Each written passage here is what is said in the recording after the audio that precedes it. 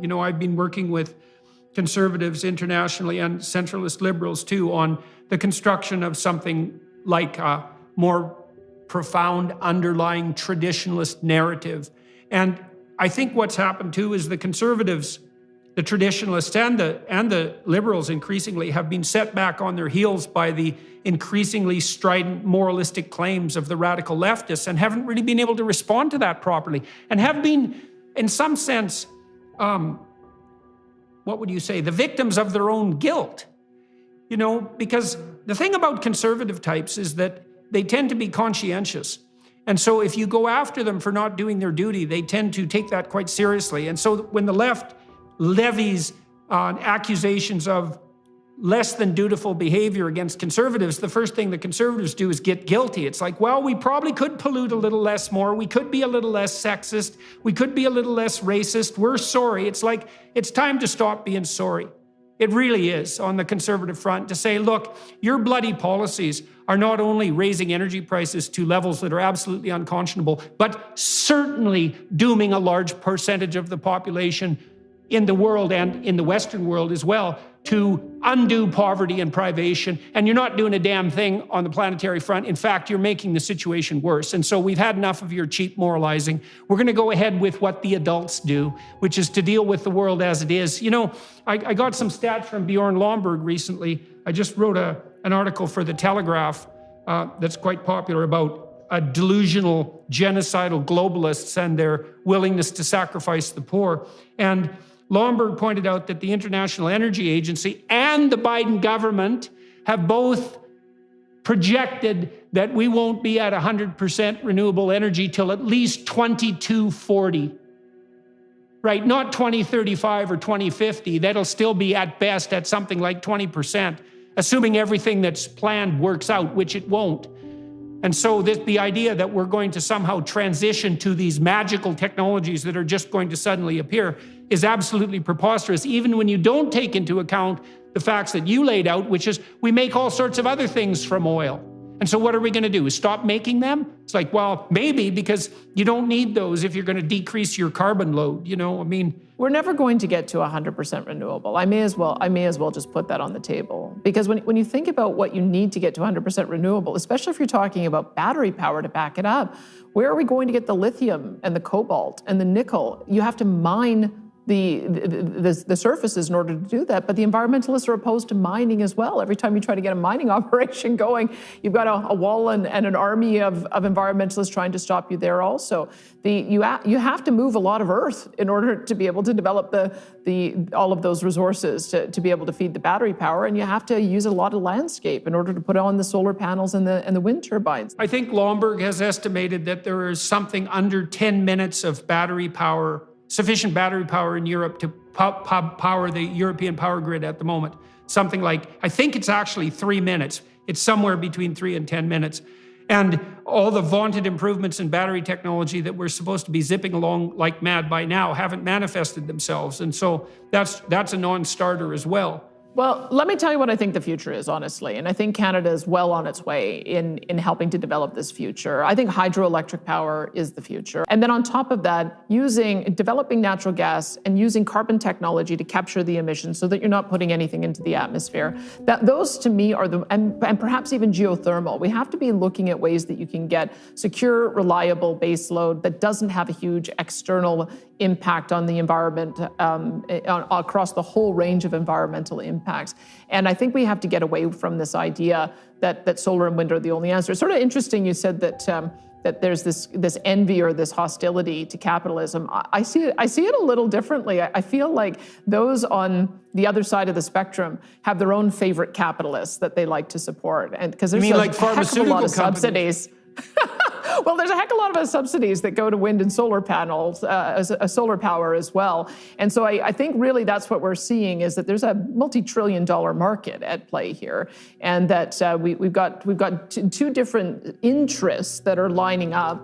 And one of those interests on the other side is also seeking to have a huge amount of government support for it. And I tend to believe in free enterprise. If something is going to be supported, it should be able to be supported on the basis of the market, that it's the best use of the resources, the lowest cost, delivering the best product for the lowest price. That is how we're supposed to be operating. If we're going to be operating from a position of crony capitalism, where you just have to get your guy elected and then you can secure a bunch of grants so that you can push your agenda forward, that's I think what has been driving things for the last 10 or 20 years. Yeah, well, I also think that's another undiscovered area for genuine traditionalists, conservatives and liberals alike, to start making headway on the moral front, is that a little less crony capitalism would be a good thing, because crony capitalism is really fascism, to give it its proper terminology. And this collusion between huge industry and huge government, that's got to stop.